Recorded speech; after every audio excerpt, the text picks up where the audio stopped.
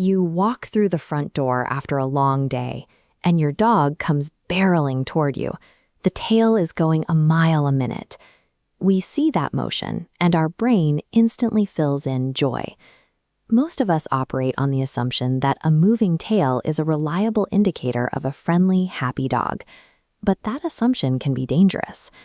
Think about a child at the park, holding their hand out toward a strange dog. They see the motion, assume the dog is inviting them in, and lean closer. Look closer at the rest of the dog, though. The tail is held high and rigid. The body is leaning back.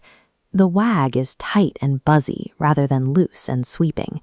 That dog is completely overwhelmed. The motion is real, but the message is actually back off. Motion alone reveals very little about a dog's internal state. To see what they're actually feeling, we have to look past the wag itself and analyze the specific mechanics of the movement. Back in 2007, researchers led by Quaranta set up an experiment to measure exactly how dogs wag. They placed individual dogs in a lab, showed them different emotional triggers, and used slow-motion cameras to track the precise direction of the tail, frame by frame. When the dogs saw their owner, their tails wagged with a clear bias to the right side of their body. But when shown an intimidating, unfamiliar dog, the arc swung the other way, biasing clearly to the left. The reason for this directional split is wired directly into the brain. Like ours, a dog's brain is divided into two halves. The left hemisphere handles positive feelings, while the right manages wariness. Because nerves cross over from brain to body, the approach-oriented left brain tugs the tail right, and the wary right brain pulls it left. That millimeter lean is not a conscious choice. The dog's emotional brain is spilling its state out involuntarily. A dog cannot fake the direction any more than a human can fake a blush. This raises a question. Do dogs actually notice a lean that subtle in each other? In 2013, the same research team went back to the lab to find out. They showed dogs video footage of another dog wagging, sometimes biased to the right, sometimes to the left, and carefully monitored the physical reactions of the dogs watching the screen. The response was automatic. When a dog watched a left-leaning wag, the anxious direction, its own heart rate climbed. It started pacing and looking away, absorbing the other dog's unease completely automatically, without any training or context. Out in your living room, you don't have a slow-motion camera to catch a left or right bias. Instead, you have to read the tail's larger visual signals, starting with height.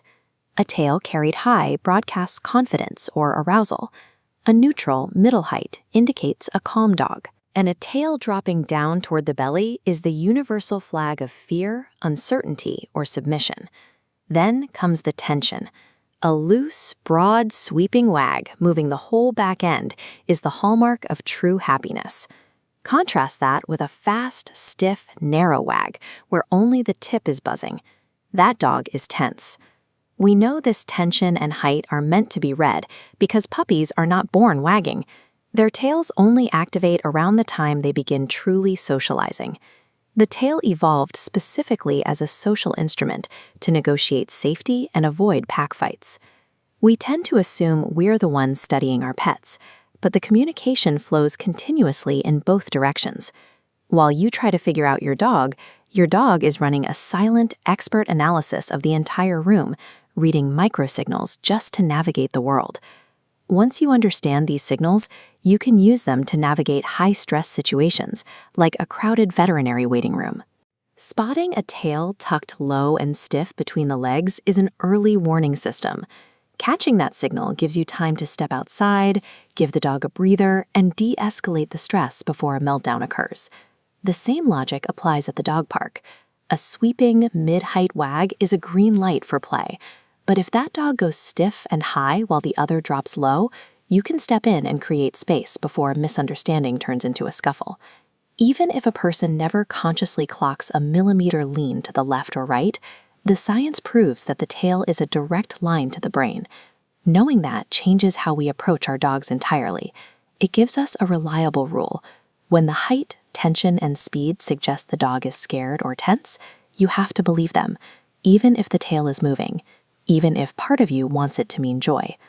Learning these signals offers a direct line to your dog's emotional state.